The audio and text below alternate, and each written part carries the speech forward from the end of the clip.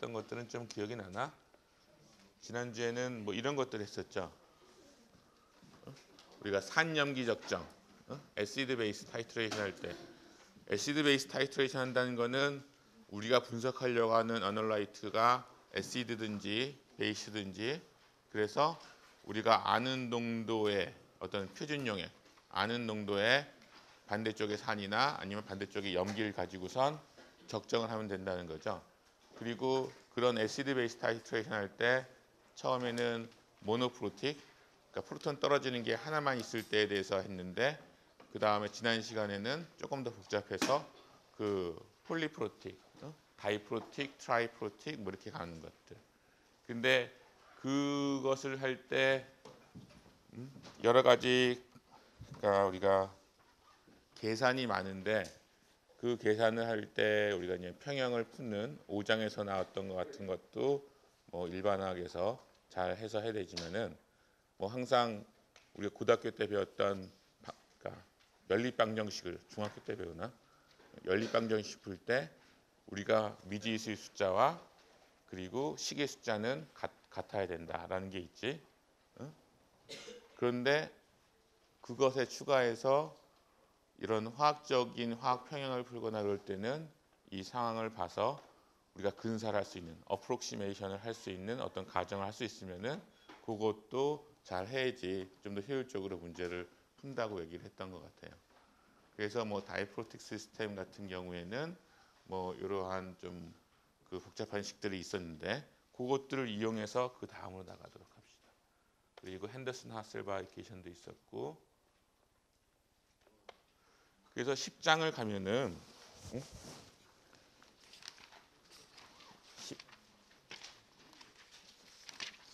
10장으로 넘어갑시다. 우리가 8장에서는 애시드 베이스 타이트레이션, 산염기 적정이었어요. 그래서 어떤 대상 물질이 산이나 염기여야 됐는데 10장의 제목은 Complexation and Precipitation Titration 뭐 이렇게 돼 있어. 그러니까 어떤 착화함을 만들거나 컴플렉세이션을 하거나 아니면은 프레시피테이션 침전물을 생기는 그런 반응을 통해서 정량을 하는 거야. 그래서 먼저 나온 게 뭐 여기 컴플렉스 포밍 컴플렉스라고 되어 있는데 우리가 이제 산염기 뭐 이런 것들 말고 그 메탈이온들 우리 뭐 수용액 중에 있는 여러분들 마시는 물에 뭐 보면은 뭐 생수병 보면은 이게 뭐 소듐이 얼마큼 들어 있고 포타슘이 얼마큼 들어 있고 막 이런 거 나오잖아요. 클로라이드가 얼마큼 있고 뭐 설페이트가 얼마큼 있고 이런 것들이 있잖아. 그런 것들은 어떤 분석법이 어떤 잘 그 확립된 분석법이 이미 있는 거예요. 그래서 이러한 분석을 금속을 분석할 때 어떤 방법을 많이 쓰냐면은 이런 컴플렉스를 만들어서 하는 방법을 쓰는데 컴플렉스라는 거는 여기에 이제 실버 이온이 있죠. 보통 메탈 이온들은 전자가 많어 적어. 그러니까 파자티브 차질 캐다이온은 전자가 적은 상태야 많은 상태야. 전자가 굉장히 고픈 상태지, 배고픈 상태지. 그래서 이런 메탈 아이온이 있으면은 주변에 그 전자가 풍부한 루이스 베이스, 그러니까 전자 일렉트론 도너를 할 수 있는 그러한 리간드들이 있으면은 얘네들이 결합을 해서 어떤 공유결합을 그러니까 그 배기결합을 해서 그 컴파운드를 만들게 되는데 요런 것들을 우리가 이제 컴플렉스 아니면 코디네이션 컴파운드라고 얘기를 해요. 그래서 펜이 하나 있어야겠다. 여기서 여기 있네. 코디네이션 컴파운드 또는 컴플렉스라고 얘기하는데 그리고 이때 리간드는 이런 금속에 이제 결합을 하는 리간드는 최소한 하나 이상의 언쉐어드 일렉트론, 그러니까 비공유 전자쌍이 있어야 된다는 거죠. 이건 뭐 일반 화학 때 많이 배웠을 거고 그 다음에 이렇게 결합한 상태, 이러한 상태를 이제 컴플렉스 아이온이라고 하는데 그 다음에 여기서 보면은 또 킬레이트라는 거 있죠. 이것도 일반 학교에 배웠을 텐데 킬레이트가 뭐지? 킬레이트가 뭐 그리스 말로 뭐에 무슨 뜻이라고 되어 있나? 마치 개나 거미나 이런 것들이 이렇게 잡는 이런 것들과 비슷한 거죠. 그래서 킬레이트라는 건 뭐냐면은 리간드가 두 개나 그 이상의 도너 그룹을 가지고 있는 경우예요. 그래서 결국은 하나의 분자에서 두 개 이상의 어떤 도너 그룹을 가지고 있으니까 결과적으로 만들어지는 어떤 컴플렉스 아이온 같은 경우에는 5 멤버드나 아니면 6 멤버드 링을 만들게 되는 거예요. 그 케이스가 여기 있는 것 같은 경우. 카파 2 플러스가 있는데 구리 이온이 있는데 여기에 보면은 이 일렉트론 도너로 사용될 수 있는 ok시젠도 있고 나이트로젠도 있죠. 그래서 얘네들이 결합을 하게 되면은 여기 보듯이 오각형을 이루게 되지. 그리고 이런 그러니까 바이덴테이트라고 그러는데 이런 도너 그룹이 두 개 있는 리간드가 이쪽에 하나 붙고 이쪽에 하나 붙으면은 이 카파 이온을 완전히 둘러싸는 그런 컴파운드가 되죠. 그래서 저 위에 있는 사이나이드 같이 도너가 하나만 있는 경우에는 유니덴테이트라고 그러고 그 다음에 두 개 이상 있는 거 그라이신이나 이런 거 같은 경우에는 어디 있어요?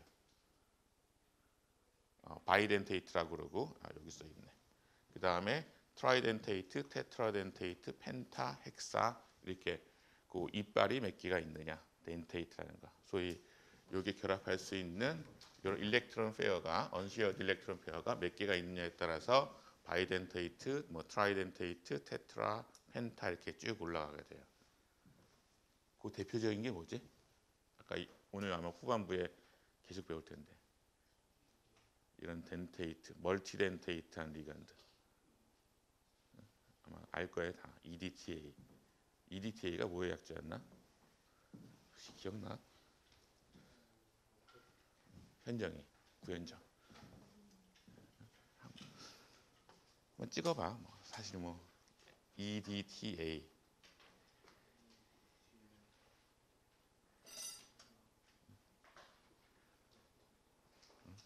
원래 뭐 얼마나 게싱을 잘하느냐가 그냥 무조건 볼펜을 그리라는 게 아니라 에듀케이티드 게스라 하나 그러니까 뭐가 있어야 되나? 멀티 덴테이트를 쓰려면 이런 나이트로젠 컴파운드 또는 이런 ok시젠 들어있는 컴파운드. ok시젠 들어있는 컴파운드 중에서 이렇게 리간드로 잘 쓰는 게 뭐가 있지? A로 시작하는 거. 아세테이트, 아세틱 애시드, 아세테이트 뭐 이런 것들이 있고. 그다음에 그러니까 나이트로젠이 들어 있는 것 중에서 도너로 잘 쓰이는 건 아민이 있지. 그러니까 EDTA. A가 아마 아민 아니면 아세테이트일 거야. 그다음에 EDTA는 몇 개를 이제 그 뭐 펜타덴테이트인가 테트라덴테이트인가 몇 개의 그 이빨을 가지고 있는 애들인가?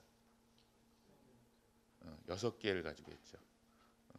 그러면은 EDTA 그 중에 T가 뭘까? T는 테트라였고 그다음 D는 다이, 그러니까 다이아민. 그러니까 아민이 어디 있나 한참 찾았는데 그 아민이 2개가 있어서 다이아민이고 그리고 아세테이트가 4개가 있어서 테트라아세테이트고 하나 이제 좀 생각하기 힘들었던 거가 처음에가 에틸렌이었죠. 요것들을 이제 연결해주는 뭐 좀 이따가 다시 구조가 나올 테니까 그때 다시 얘기할게요. 그런데 이런 리간드 할 때 멀티덴테이트, 좀 전에 이제 바이덴테이트라든가 테트라 아니면 헥사덴테이트 이런 것들이 뭐가 좋을까?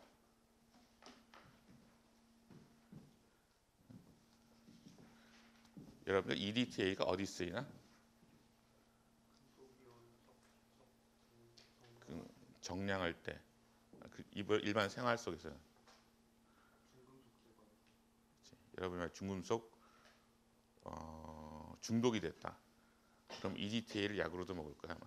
약에도 들어있을 거야. 그리고 또 뭐 바닷물 가서 아니면 강물 가서 수영을 했는데 머리가 뻣뻣해졌어. 머리가 왜 뻣뻣해지지? 막 수영하고 나서 머리 안 감고 그냥 나오면은 머리가 막 이렇게 쓰잖아. 그 왜 그런 것 같아? 강물이나 특히 바닷물에는 뭐가 많죠? 그러니까 뭐 MG, 뭐 여러 가지 금속 이온들 그런 것들이 그 석출이 되는 거거든, 침전이 되는 거거든. 그래서 걔네들을 잘 제거하려면은 뭘로 그 머리를 감아야 돼? 비누? 빨래 비누? 보통 뭐 샴푸 그런 거 많이 쓰죠. 근데 샴푸 같은 거 보면은 그 밑에 있는 구성 성분 보면은 가끔씩 그 에틸렌 다이아민 테트라세테이트 뭐 이런 것들이 들어있는 경우가 많이 있어요. 아니면은 비슷한 종류의 다른 멀티덴테이트 리간드. 왜냐하면 그런 멀티덴테이트 리간드가 있으면은 그런 금속 이온들을 확실히 제거를 해주기 때문에 제거해서 녹아내 버리기 때문에.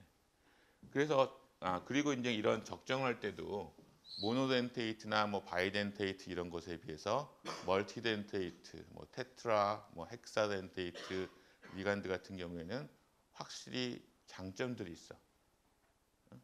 이 한 단원에서 챕터 10에서 배우는 한 절반 이상은 요 컴플렉세이션, 특히 멀티덴테이트 이온인 EDTA하고 하는 것에 대해서 배우는데 어떤 장점이 있냐면은 요 그림을 보면 알 수 있어요. 이게 뭐냐면은 첫 번째 커브 A는 같은 메탈에 대해서 A 같은 경우에는 어디 있나 테트라덴테이트 리간드를 가지고선 MD라고 되어 있는데 1대1 컴플렉스를 만든 거예요. 그리고선 적정을 했어. 쭉 적정하니까 여기서는 계속 이 PM이라는 거는 뭐야? 메탈 농도의 마이너스 로그를 취한 거죠. pH처럼. pH는 하이드로젠 농도의 마이너스 로그를 취한 것처럼 PM은 그 금속 이온 농도에다가 마이너스 로그를 취해준 거야. 그러니까 숫자 커질수록 이 그러니까 메탈의 농도가 작다는 거죠. 굉장히 낮다는 거지. 그러면서 쭉 가면서 보니까 어느 정도 당량점이 되는 그 이퀴밸런스 포인트가 될 때까지 거의 변화가 없다가 갑자기 확 변해. 갑자기 확 변해. 그것에 비해서 커브 B에 해당하는 거는 바이덴테이트 리간드 썼어. 바이덴테이트 리간드 써서 1대2로 결합을 하나 봐요. 바이덴테이트 리간드 썼다는 거는 이렇게 보면 돼요. 좀 전에 이런 케이스라고 생각하면 돼요. 카파에다가 요건 지금 바이덴테이트잖아요. 여기 억시젠하고 나이트로젠 두 개로 하는. 근데 바이덴테이트로 하다 보니까 리간드가 두 개가 필요하죠. 1대2로 결합을 해야 되지. 그러한 케이스에서 타이트레이션 커브를 컴플렉세이션을 하는 타이트레이션 커브를 그려보면은 이퀴밸런스 포인트가 하나 여기서 딱 나타나고 두 번째가 나타나는 거야. 그러니까 첫 번째 1대1로 하나가 붙었을 때 그리고 두 번째가 붙었을 때가 여기 나오는 거야. 이렇게 되면은 그 요 첫 번째 거에 비해서 어떤 단점이 있나? 일단 여기는 그래도 조금 나은데 좀 더 넓은 그 영역에서 이게 급격하게 변하기 때문에 그 타이트레이션 에러가 좀 적을 수 있는데 여기 같은 경우는 굉장히 타이트레이션 에러가 크겠죠. 그리고 1대1 컴플렉세이션 하는 것에 비해서 2대1 컴플렉세이션 하는 거가 아무래도 덜 급격하게 변하니까 조금 더 정확도가 떨어질 수 있을 거야. 근데 그거보다 더 심한 거는 커브 C야. 커브 C 같은 경우에는 유니덴테이트 리간드 A를 붙인 거예요. 그 얘기는 똑같은 카파 같은 것에다가 뭐 이런 사이나이드 같은 거 하나밖에 붙을 수 없는 요거를 붙여가지고선 결국은 4개를 1대4로 결합을 시킨 거예요. 그러면 요 사이에 하나가 붙었을 때, 2개 붙었을 때, 3개 붙었을 때, 4개 붙었을 때 각각에 대한 이퀴밸런스 포인트가 있겠죠. 우리가 그 전에 지난 시간에 그 폴리프로틱 애시드 할 때 그 각각에 대한 거가 연속적으로 나타나게 되면은 이 커브가 이제 연속적으로 올라가는 것처럼 샤프하게 쫙 올라가지 않고 그런 게 보였었잖아. 그런 거 같은 현상이 보이는 거야. 유니덴테이트 또는 모노덴테이트 리간들 가지고 하게 되면은 이게 어디서 엔드 포인트인지, 그러니까 어디가 이퀴벌런스 포인트인지를 알기가 굉장히 힘들어. 그러니까 반응이 하나 붙고 두 개 붙고 세 개 붙고 네 개 붙고 이게 천천히 연속적으로 일어난다는 거지. 그것에 비해서 테트라덴테이트인 경우에는 한 번 붙으면, 그러니까 리간드의 한쪽 끝만 이 금속에 딱 붙었다면은 나머지 세 개도 그 주변에 있는 거잖아. 어? 그러니까 엔트로피가 굉장히 안 좋은 상태지. 그래가지고선 그 나머지 것들도 하나만 붙으면 나머지 세 개도 다 결합을 할 확률이 굉장히 높은 거죠. 그래서 멀티덴테이트 리간드 같은 경우에는 첫 번째 they generally react more completely with cations and provide sharper end. 이게 바로 여기죠.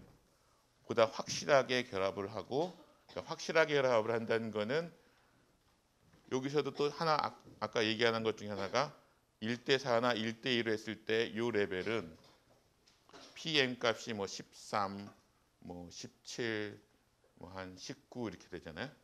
그럼 어떻게 메탈의 농도가 얼마라는 거예요? CMS 뭐 13승, CMS 19승 막 이렇게 된다는 거죠.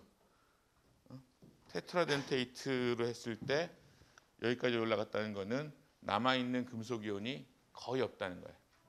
그렇죠?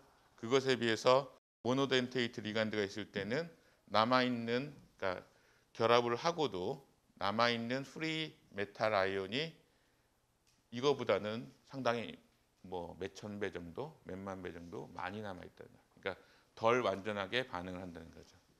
그래서 첫 번째는 보다 확실하게 완전하게 반응을 하고 그래서 더 샤프한 엔드 포인트를 얻을 수 있고, 그 다음에 they ordinarily react with metal ion in a single step process.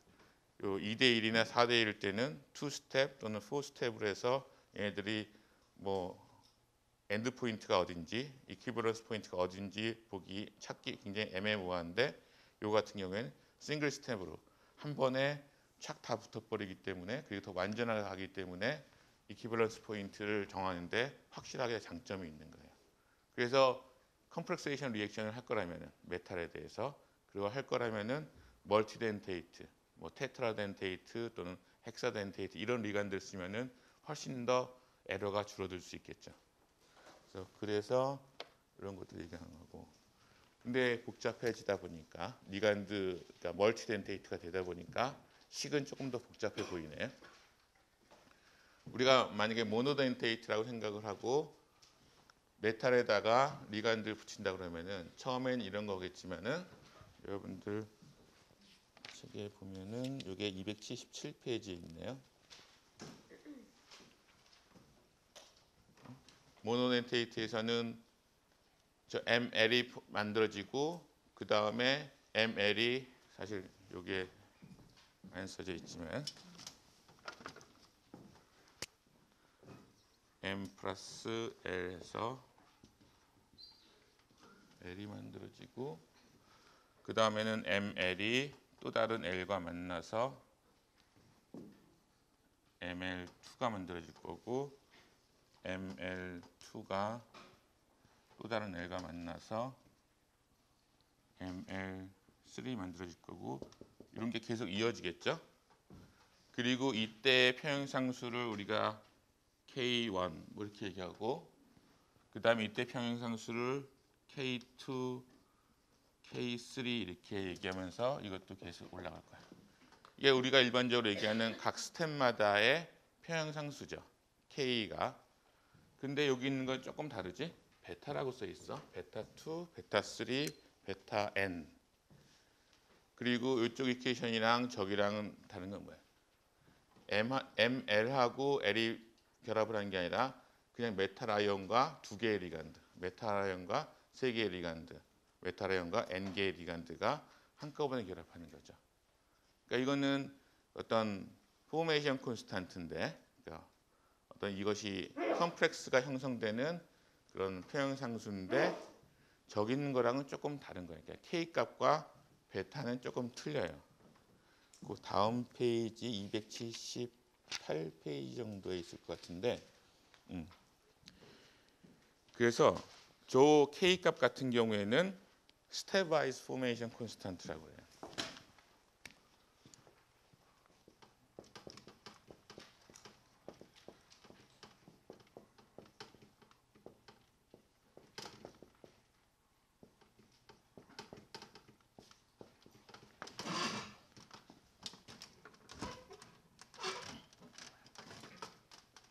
요 K1, K2, K3인 것 같은 경우에는 어떤 각 단계별로 그러니까 리간드 하나씩만 더 붙을 때의 어떤 포메이션 콘스탄트고 그래서 이제 스텝와이즈라고 얘기를 하고 저쪽에 있는 것처럼 이게 M이 두 개의 L과 결합을 해서 특히 뭐 바이덴테이트, 트라이덴테이트 이런 경우에는 이렇게 결합을 하는 거잖아. 그렇죠? 이럴 경우에 ML2가 된다 그러면은 이 경우는 우리가 이때의 포메이션 콘스탄트를 베타 2라고 하고 이거는 오버럴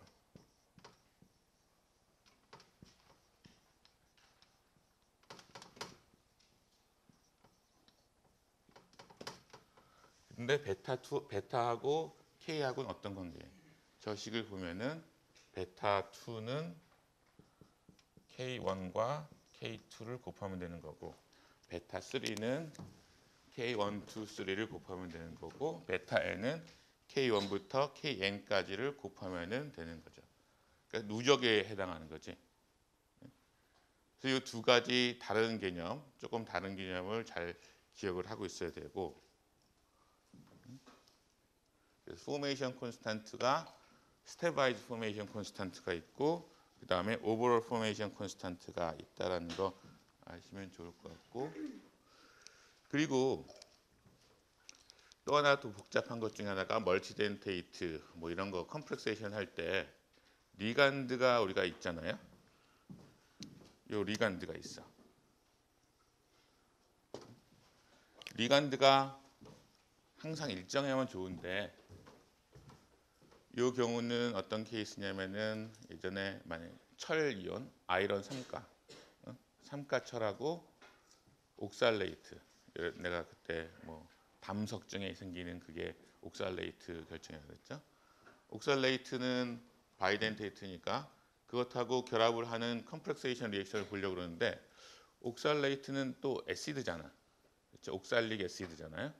그러니까 물에다 녹이면은 OX2- 형태도 있지만 프로톤이 하나만 떨어진 HOX의 형태도 있을 거고 그 다음에 H2OX의 형태로도 물속에 존재할 수 있어요. 저 상대적인 비율은 뭐에 따라 바뀌지? 산이니까 용액의 어떤 조건에 따라서 이 비율들이 바뀌나. 여기 써 있지. 그리고 지난 시간에 아마 마지막 부분 했죠. 한번 다시 기억하러 가볼까? 여기 있지.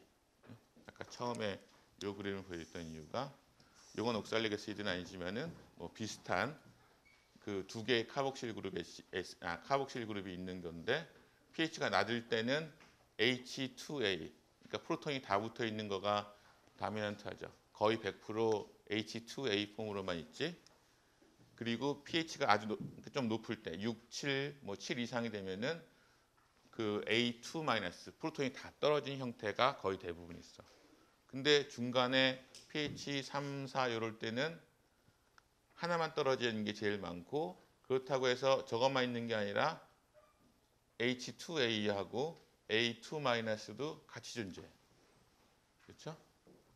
근데 만약에 저 리간드하고 우리가 금속 이온이랑 캐다이온이랑 양이온이랑 착화합을 만들려고 그런다고 하면은 결합을 제일 잘하는 거는 아마 차지가 2-인 A2-가 제일 잘하겠지.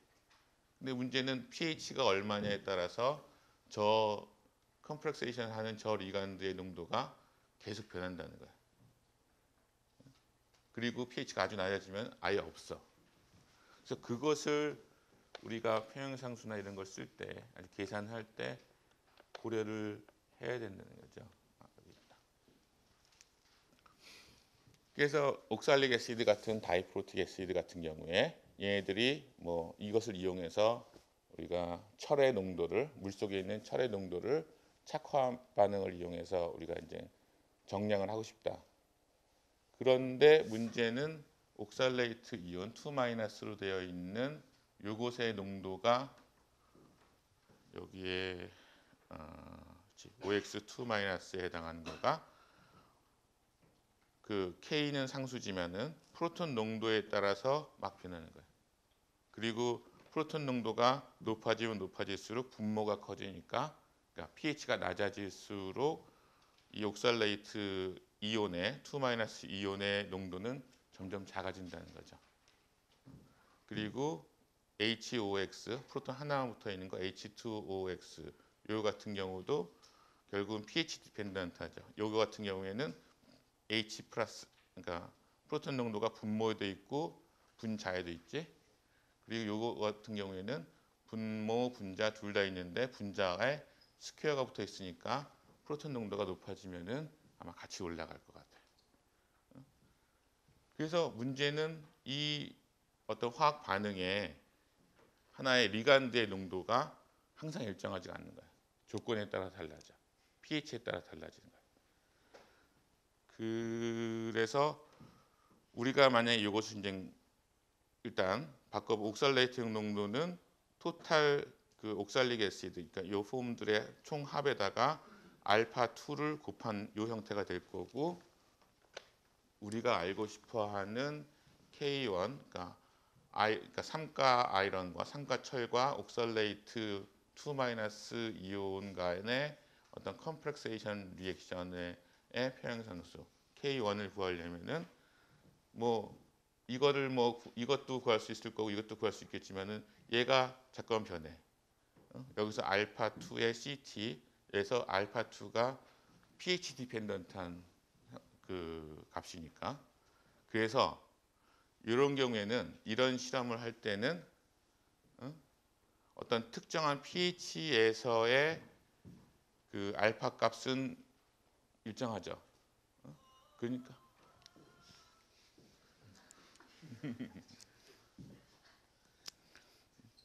그래서 그냥 K1이 아니라 컨디션 조건부 상수, 상수인데 조건부라는 거죠. 어떤 특정한 pH에서는 항상 일정한 값을 가지는데 pH가 변하면은 변하는 거예요. 그래서 K1에 프라임 대시를 붙인 거를 조건부 상수인 컨디셔널 콘스탄트라고 정해서 그것을 사용을 해요. 이러한 리간드 같은 경우에는.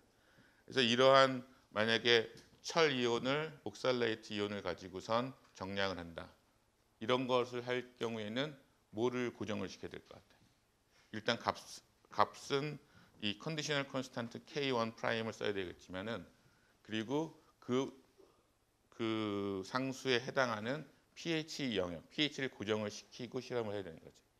그러니까 지난 시간에 배웠던 지지난 시간인가 버퍼 용액을 사용해야 되는 거죠. 특정한 pH로 우리가 적정하려는 시스템을 고정을 시켜놓고 그 상태에서 옥살레이트를 집어넣어주면서 이제 아이런이 그 어떻게 컴프렉세이션 리액션을 일으키나 그것을 해야 되고, 요때 쓰는 요 상수값은 컨디셔널 콘스탄트 K1 프라임이라고 해서 원래 K1에다가 알파 값을 알파 2를 곱해 주는 거예요. 이렇게 되면은 그 어떤 특정한 pH에서의 컨디셔널 콘스탄트 K1이 되는 겁니다. 생각해야 될 게 많지? 그리고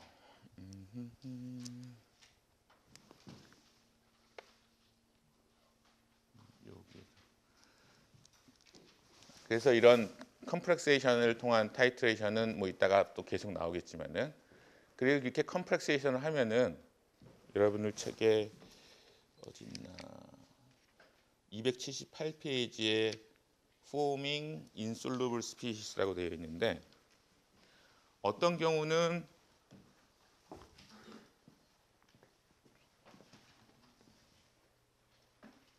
여기에 지금 표시할 이 그림 이걸 얘기할 때는 사실 차지는 하나도 안 써놨었죠.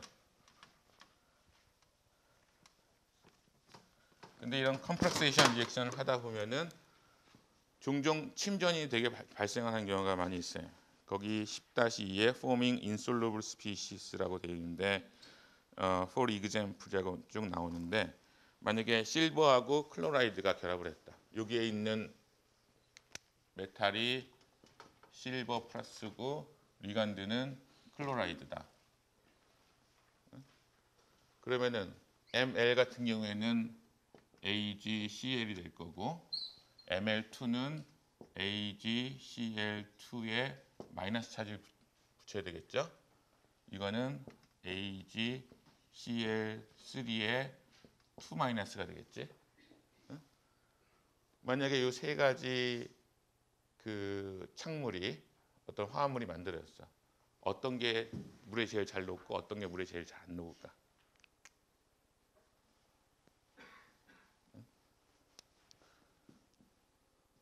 왜 이렇게 조용하지?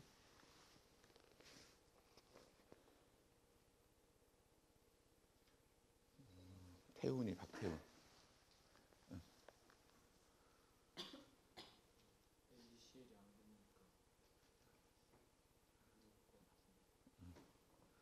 기억에 의존하는 거, 앙금 반응 거. 왜 맞아. 기억이 맞는데 왜 얘는 침전이 되고 얘는 침전이 안 될까? 얘는 잘 녹아오래. 사실 이런 입자들이 침전물이나 아니 물속에 생기는 작은 파티클들이 그 침전이 되느냐 아니면 물 위에 떠 있느냐는 제일 큰 그 힘 중에 하나가 어떤 거지? 어떤 힘? 분자나 원자나 아니 입자들 사이에 작용하네요. 서로 밀치면은 침전이 안 될 것이고 서로 친해지려고 서로 땡기고 그러면은 침전이 될 거고. AgCl하고 다른 AgCl 사이에는 어떤 힘이 작용해요? 조금만 크게 얘기해 줘. 귀가 잘 안 들리는 것 같아. 그럼 요건 더 싫은. 만약에 AgCl2-하고 AgCl2-가 옆에 분자가 이온이 두 개가 있어. 그럼 얘들 사이에는 어떤 힘이 작용하는? 정전기적, 인력, 청력 서로 밀어내지. 그러니까 물 속에 있는 애들이 서로 가까이 하려고 안 하고 서로 밀어내니까 이런 애들은 그 좀 더 이제 큰 클러스터로 만들어지지 않는 거야. 그것에 비해서 AgCl은 뉴트럴하잖아. 차지가 없잖아. 그러니까 정전기적 그 청력이 작용하지 않으니까 얘네들이 하나하나 서로 모여가지고선 좀 더 큰 결정이 된다. 그리고 그게 좀 더 진행되면은 침전이 될 거고.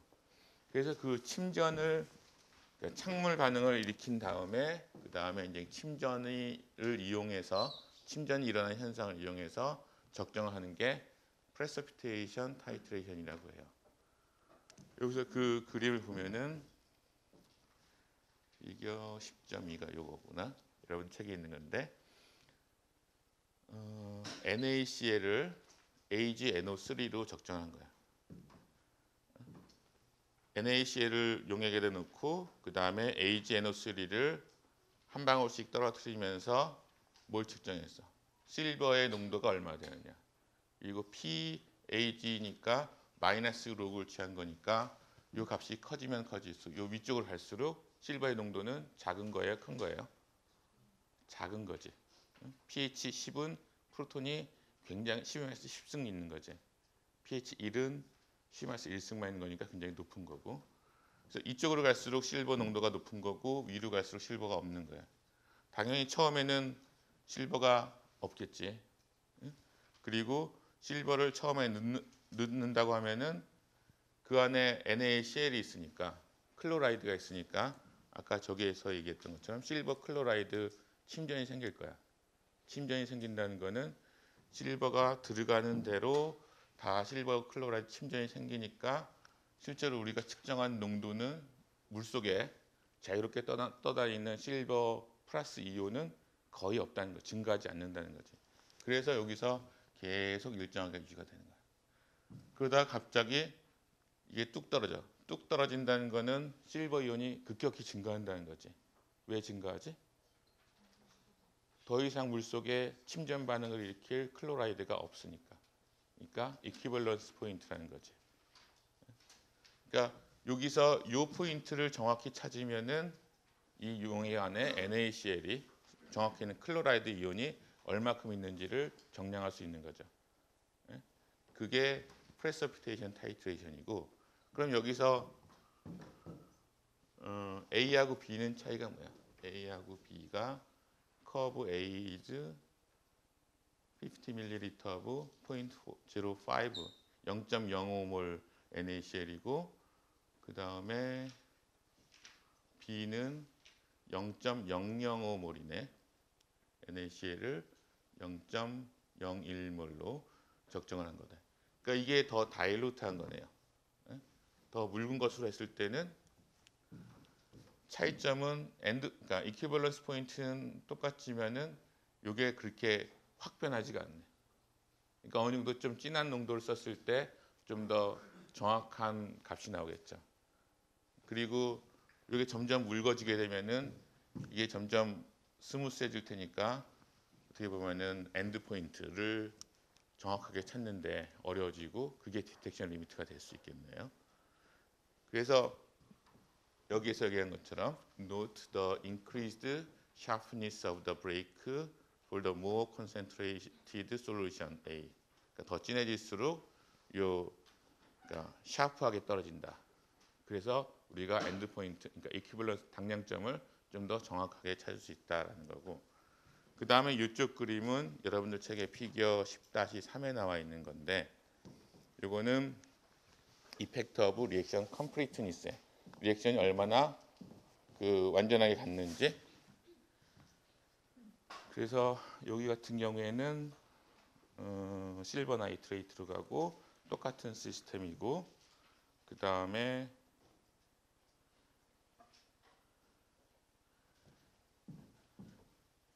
여기 있는 그 음이온이 아까 저기는 클로라이드였어요. 근데 이 경우에는 클로라이드도 있고 브로마이드, 아이오다이드, 그 다음에 IO3 마이너스 뭐지? 그다음 BrO3 마이너스, 여러 가지 음이온들이 있어. 얘네들이 다 은이온이랑 그 반응을 해서 그 침전 반응을 일으킬 거야. 근데 침전 반응을 일으키는 정도가 틀리죠. 그 정도가 틀리다는 거는 얘네들의 KSP 값, Solubility Product Constant가 이렇게 다 다른 것을 알 수 있죠. 여기서 Solubility Product가 C-5승, 마이너스 8승, 마이너스 10승, 마이너스 13승, 마이너스 17승. 이게 작으면 작을수록 어떤 거지? 용해도가 KSP 값이 작으면 작을수록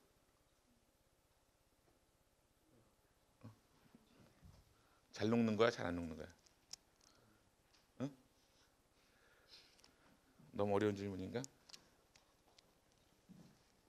KSP 값이 작다. 그러니까 용해도급 상수, 솔루빌리티 프로덕트 상수가 작다라는 거는 그게 물에 잘 녹는 거예요, 잘 안 녹는 거예요? 이거 일반학으로 내려가야 되겠는데? 응? 응?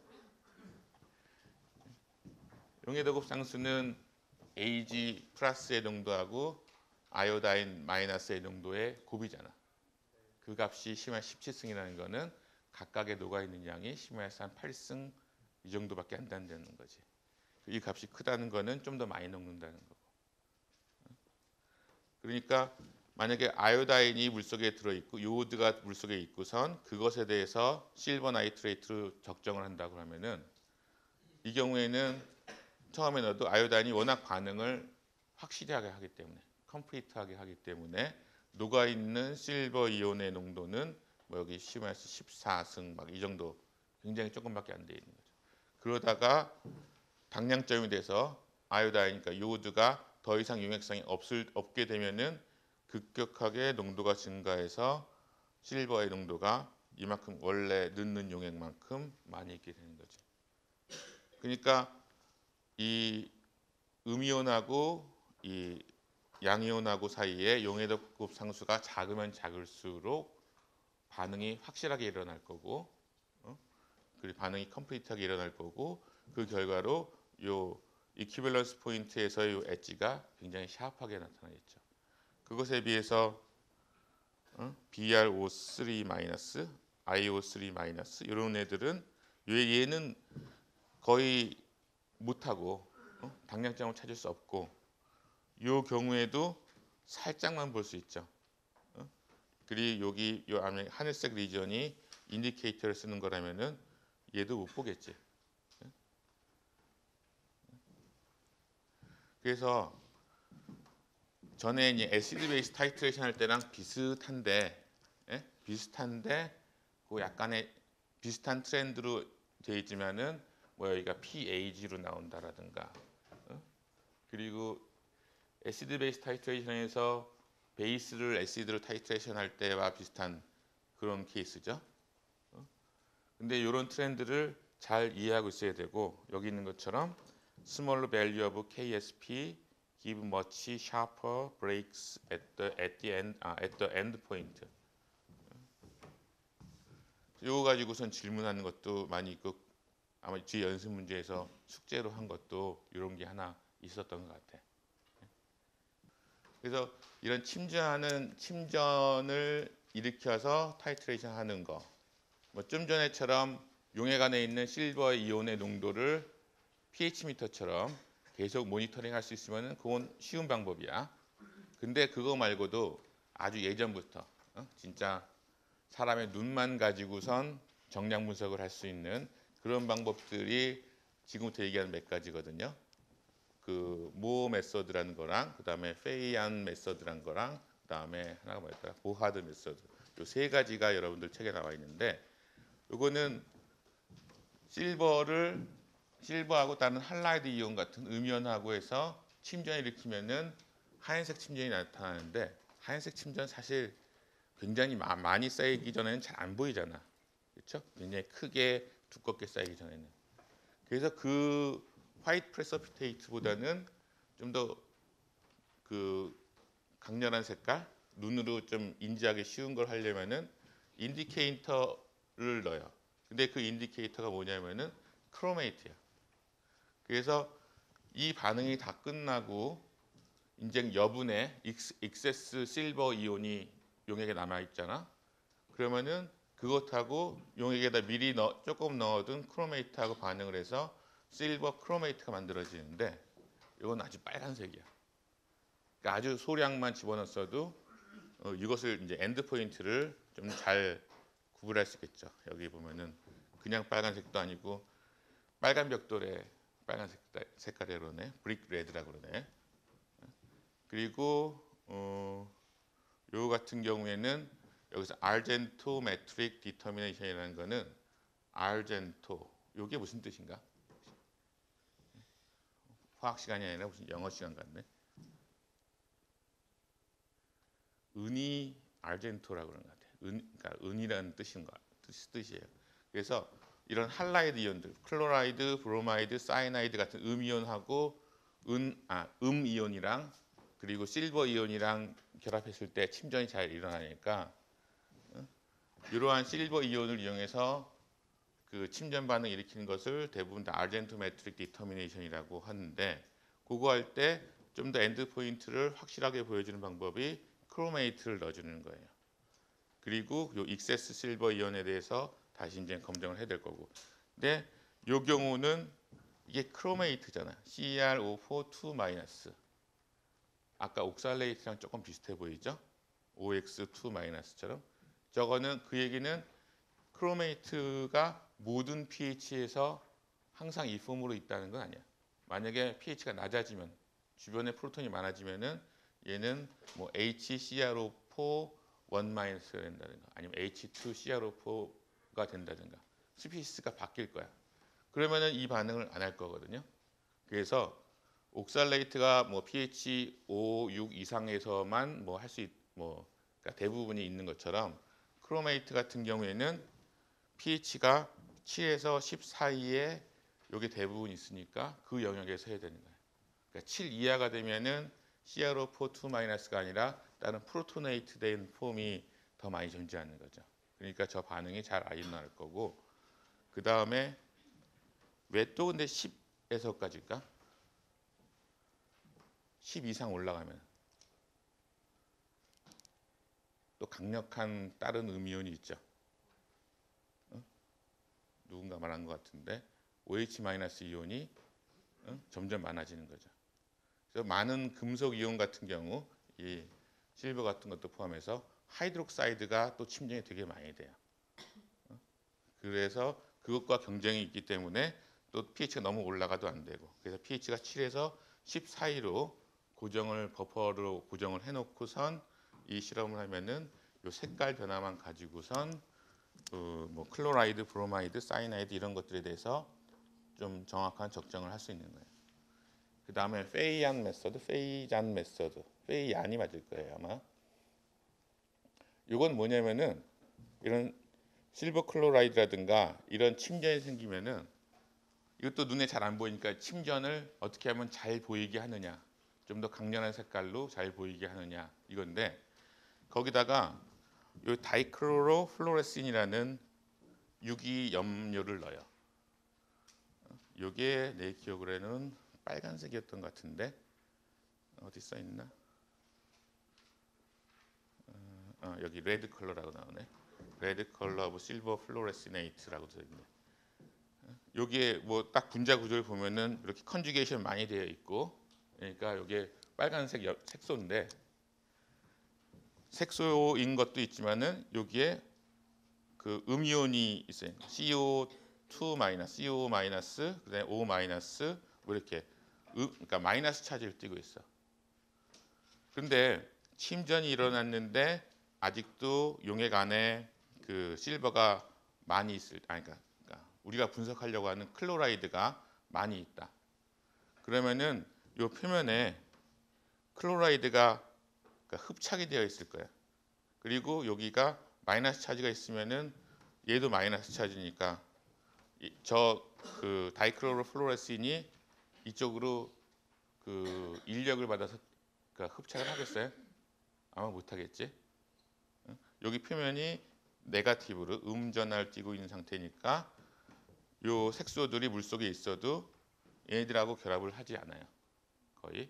근데 클로라이드가 거의 다 이제 우리가 넣어주는 실버 이온이랑 반응을 해가지고선 그 침전을 다 했어. 그래서 더 이상 그 뭐 이 표면에 붙어 있을 수 있는 마이너스 이온들이 더 이상 없다. 그렇게 되면은 우리가 추가적으로 넣어주는 실버 이온들이 흡착을 하겠죠. 그럼 이 표면이 점점 마이너스 차지에서 플러스 차지로 변해가요. 여기 플러스 차지 있는 것처럼 표면이 플러스 차지로, 그러니까 마이너스 차지에서 플러스 차지로 변하는 그 지점이 용액상에 클로라이드는 다 없어지고 이제 익세스 실버 이온이 남아있는 그런 상태가 될 텐데, 그렇게 되면은 여기 플러스 차지에 요 다이클로로 플로레신이 와서 붙을 수 있게 되는 거야. 그러니까 그 하얀 침전이 요 빨간 색깔로 그냥 바뀌게 되는 거죠.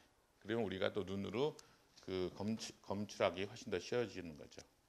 그래서 beyond the equivalence point, 그러니까 당량점을 살짝 지나갔을 때 the silver chloride particle strongly adsorb silver ions, 그러니까 추가로 들어가 있는 이제 XS 실버죠.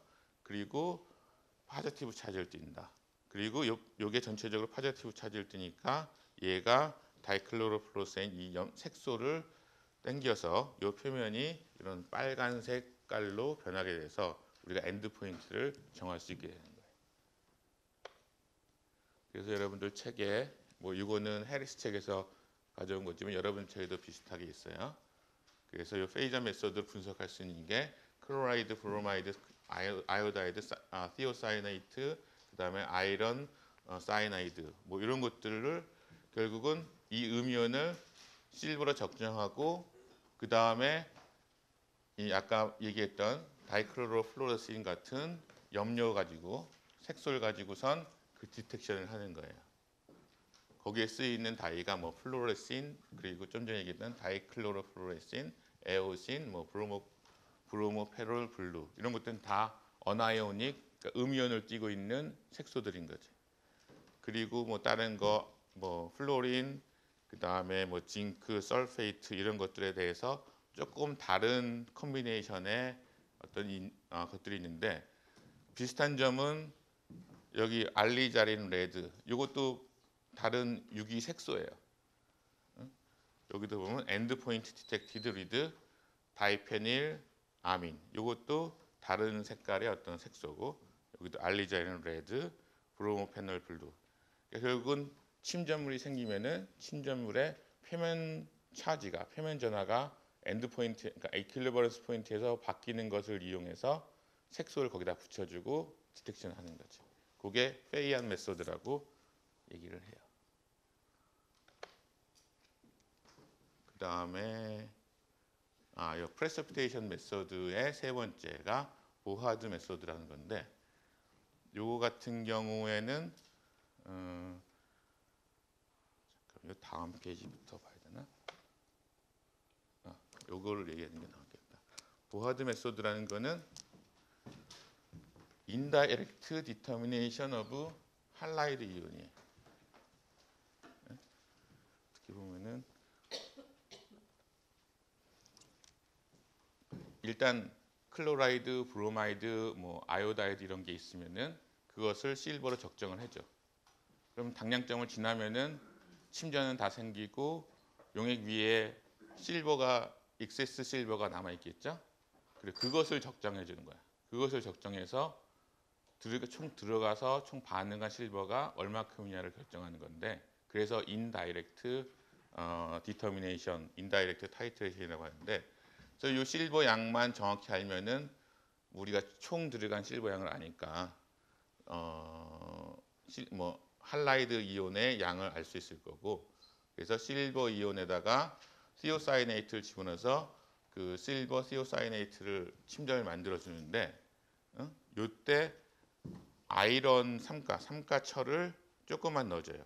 그러니까 이 경우에는 아까 크로메이트처럼 아이런이 어떤 인디케이터로 쓰이는 거죠. 그래서 아이런 시오사이네이트가 되면 이것 또한 굉장히 빨간 색깔의 강력한 지시약이 될 수 있는 거야. 인디케이터가 될 수 있는 거야. 그런데 이 경우에는 요 아이런 아까 크로메이트는 마이너스 차지를 띈 거였잖아. 그러니까 pH 7에서 10 이런 정도 영역에서 사용해야지 되는데 이 경우에는 아이런이 3가고 여기에 OH가 조금 많아지거나 그러면은 요거 자체가 침전이 돼 버려요.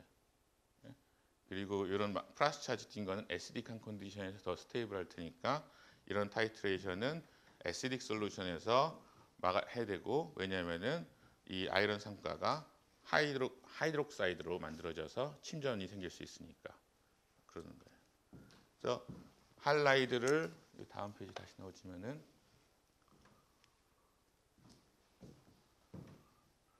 샘플을 스탠다드 실버 나이트레이트 솔루션으로 적정을 하고 그 다음에 익세스 실버를 맥 타이트레이션 해가지고선 시오사이네이트로 적정을 하는 그리고 그때 아이언을 넣어서 색깔 변화를 보는 거고 요거 왜 이렇게 복잡하게 하느냐 왜 지나갔다가 다시 돌아와서 적정을 하느냐 여러 가지 절차를 거쳐 왜냐하면은 이 경우에는 이런 어나이언들 사이에 있는 인터피어런스 이런 카보네이트, 옥살레이트, 또는 아스네이트 이런 것들에 의한 인터피어런스가 최소화될 수 있기 때문에 이런 보하드 메소드를 쓰는 거예요.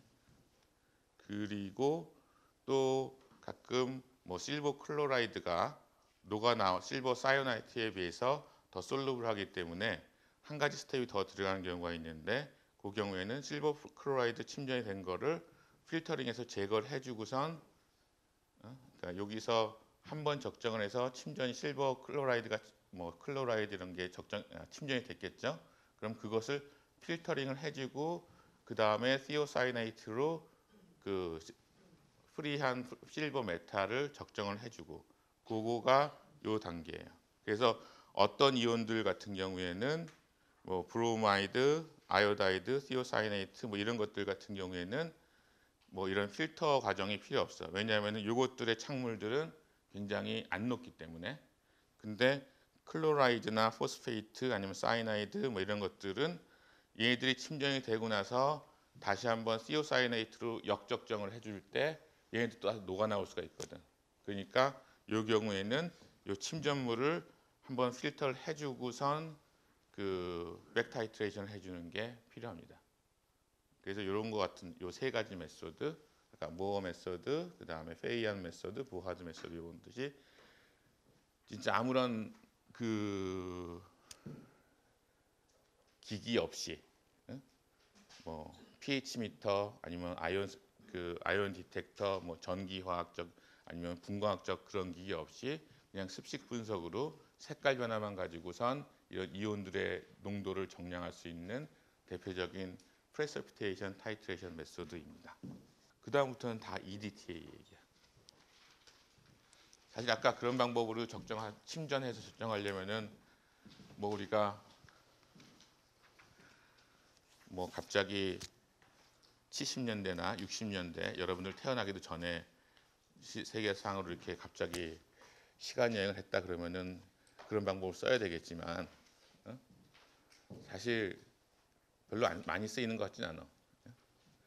그리고 조금 복잡한 착물 반응 아니면 이런 습식 분석 중에 대표적으로 쓰이는 거는 아마 이런 EDTA 같은 멀티덴테이트 착물을 이용해서 확실하게 이렇게 변하는 그런 걸 보는 거고, 아까 처음에 얘기했듯이 EDTA는 이렇게 아민 그룹이 2개 있고 여기도 일렉트론 도너가 되고 그 다음에 카복실 그룹이 4개가 있고 그래서 총 6개의 이빨이 있는 그런 그 컴파운드고, 그리고 얘네들이 하나를 둘러서서 이렇게 하기 때문에 어떻게 보면은 6개의 코디네이션 반응이 한꺼번에 확 일어나는 거죠.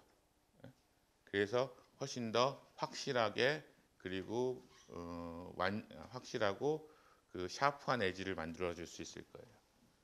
그래서 대표적으로 많이 쓰이는 게 이제 EDTA인데 뭐 저 뒤에 보면은 다른 컴파운드도 있지만은 근데 일단 요거 시스템에 대해서 이해는 해야 돼. 요거 먼저 봐야 되겠다. 요게 EDTA를 좀 더 이쁘게 그린 거고, 하지만 이렇게 그리는 게 지금 잘 보이지 않지만 여러분 책에 있는 그림이에요. 좀 더 그 각 펑셔널 그룹에 대해서 이해는 쉽죠. 근데 우리가 실제로 쓰는 착물 반응에 쓰는 거는 요거지.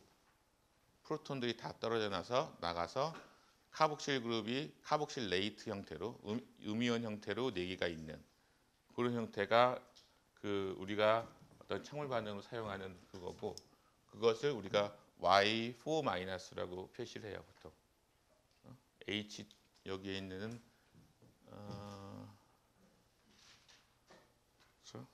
Y4-, HY3-, H2Y2- 이게 하나 H 프로톤이 4개까지 붙을 수 있고, 사실 여기에서 더 뭐 요 나이트로젠에 뭐 프로톤이 떨어져서 뭐 차지가 더 될 수도 있지만 대표적으로 저런 스피시스들이 있을 수 있고, 우리가 중요하게 생각하는 거는 요 맨 밑에 있는 거란 말이야.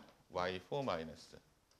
근데 이것의 장점은 얘네들이 이렇게 감싸는 거다 보니까 이 감싸는 거 안에 좀 전에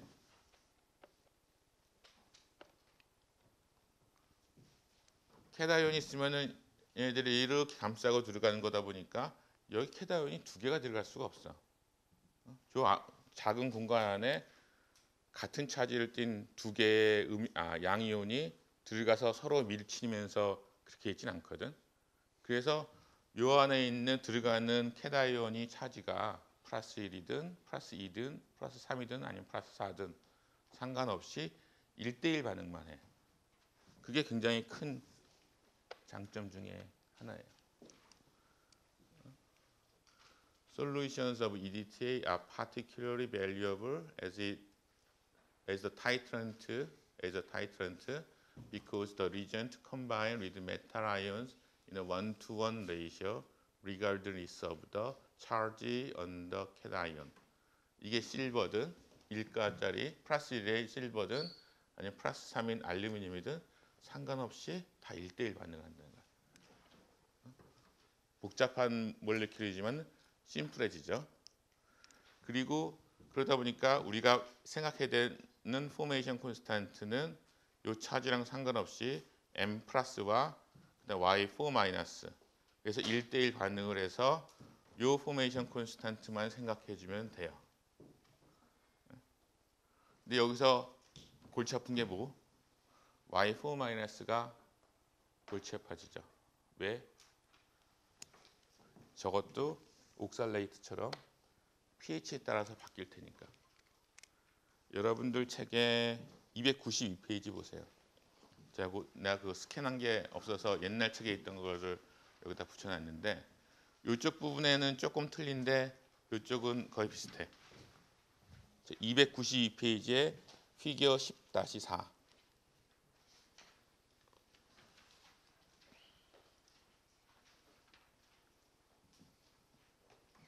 여기서 보면 우리가 원하는 Y4-는 어디 있어? 이렇게 마이너스 차지된 거니까 굉장히 알칼리 용액, pH가 높은 쪽에만 존재하죠. 여기 가면은 거의 100% Y4-인데 pH 한 10 정도, 한 9 정도부터 이제 올라가기 시작해. 그리고 그 밑에는 HY3-, H2Y2-, 뭐 이쪽에 뭐 더 복잡한 여러 가지가 더 있는 것 같아. 여러분들 책은 이쪽이 좀 심플한데, 뭐 이쪽은 지금 상관할 건 아니고 저쪽에 Y4-의 프랙션이 더 중요하죠. 여기서 보면은 이거는 pH에 따라서 알파 Y4-니까 저 Y4-의 프랙션을 얘기하는 건데 pH가 0일 때 이 지점에서는 C-23승이니까 없는 거지. 1몰에 하나가 있을 정도니까. 그리고 뭐 pH가 한 7 정도 되더라도 C-4승. 그러면 어떻게 되는 거야? 그러니까 10,000분의 1 이 정도 있는 거죠. 그러니까 실제로 이걸 분석할 수 있는 데는 pH 한 10, 11 이 정도 돼야지 적정이 잘 되는 거예요. 그러니까 그 y 값이 거의 1에 가깝게 되는 거죠. 그래서 요거 같은 경우에도 요것의 농도를 항상 정확히 알 수는 없는 거니까 그것에 대해서 보정이 필요하겠지. 그래서 아까 컨디셔널 콘스탄트 K1 프라임 뭐 이런 거 얘기했었죠. 그것처럼 EDTA 같은 경우에도 컨디셔널 포메이션 콘스탄트가 필요하고 여기서 아까랑 똑같은 거예요. KMY가 여기 Y4-를 알파4하고 토탈 컨센트레이션 CT하고 곱으로 나타내고 알파를 앞으로 넘겨줘서 알파4의 KMI를 곱해주면은 그게 KMI의 프라임이 돼서 컨디셔널 포메이션 콘스탄트 KMI가 되고 그것은 일정한 pH, 이 알파4를 주어진 일정한 pH에서는 일정한 값을 가지는 어떤 조건부 어떤 상수가 되는 거죠. 그래서 뭐 요 밑에 정의들은 아마 알 것 같고, 그래서 여러분들한테 뭐 이 EDTA에 대한 KMI 콘스탄트가 주어져 있고, 그 다음에 알파4 같은 경우에는 좀 전에 여기 있는 것처럼 뭐 pH 10에서는 0.3이고 pH 11에서는 0.81이고 이 값을 알고 있으면은 그걸 같이 곱하면 되겠죠. 그래서 뭐 알파4를 계산을 하려면은 K1, 2, 3, 4하고 프로톤 pH만 알면 돼요. 조금 복잡해서 그렇지. 아니면 뭐 스프레드 시트로 넣으면 되긴 하지만은 아니면은 여기처럼 칼슘하고 EDTA하고의 pH 요거는 얼마인가 0.35니까 pH 10 정도 되겠네. pH 10 정도에서의 컨디셔널 포메이션 콘스탄트는 알파4에다가 K 값을 곱한 거니까 알파4가 0.35, 그 다음에 K 값이 5.0 곱하기 10의 10승 해서 뭐 이 경우에 컨디셔널 포메이션 콘스탄트는 1.75 곱하기 10의 10승이다. 이렇게 얘기하면 될 거예요. 여기까지는 잘 따라오고 계신가? 어떻게 보면은 계속 표현상수 이런 것들의 반복이지. 그래서 다음 시간에는 요 EDTA를 이용한 적정에 대해서 좀 더 자세한 계산이나 설명을 하면서 10장을 마무리하도록 할게요. 예, 오늘은 여기까지 하도록 하겠습니다. 아까 처음에 공지한 대로 그 8장, 10장 숙제가 다음 주 수요일까지고, 그리고 다음 주 수요일 날 이 장소에서 10시 반에 그러니까 10장까지 시험 봅니다. 예, 수고 많이 했습니다.